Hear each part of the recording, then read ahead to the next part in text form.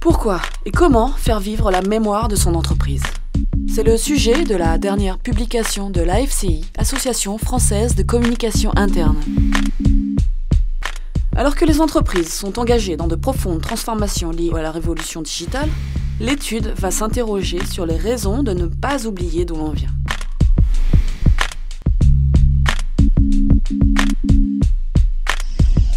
Je pense que l'histoire de l'entreprise c'est très important pour les salariés parce que ça définit la politique d'entreprise, l'esprit d'entreprise, des valeurs à transmettre aux salariés. Ça participe à la cohésion, je pense, l'esprit d'entreprise et l'attachement qu'on peut y avoir aussi. Ça rassure aussi, ça donne confiance, donc c'est une bonne chose. Chaque entreprise est libre de raconter quelque part et de se créer son histoire propre, mais qui peut être infondée et sur des éléments non prouvés, non historiques aussi. Je trouve que mon entreprise n'a pas cette culture du côté historique.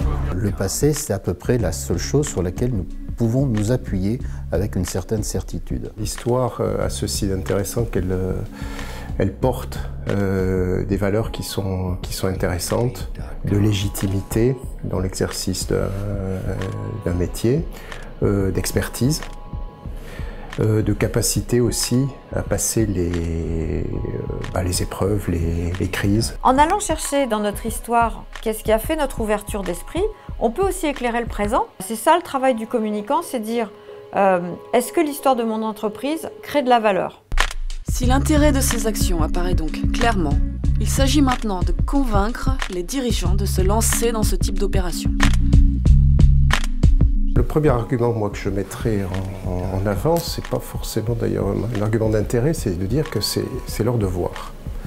Parce que finalement ils sont dépositaires quand ils arrivent à la tête d'une entreprise, de son histoire, et personne ne s'occupera de la mémoire de cette entreprise s'ils ne le font pas. L'utilité de l'histoire, c'est la connaissance de soi, c'est la connaissance de son passé, se connaître soi-même, de façon à pouvoir changer.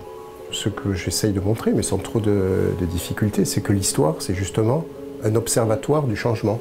Ça nous permet de voir à chaque étape comment l'entreprise a su s'adapter à son environnement. Ça dit de l'entreprise qu'elle est attachée à son histoire, à son passé.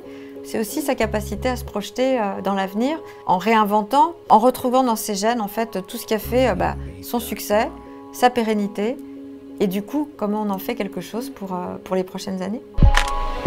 L'étude AFCI s'appuie sur une série d'entretiens réalisés auprès de communicants d'entreprise ayant mis en place des actions dans ce domaine.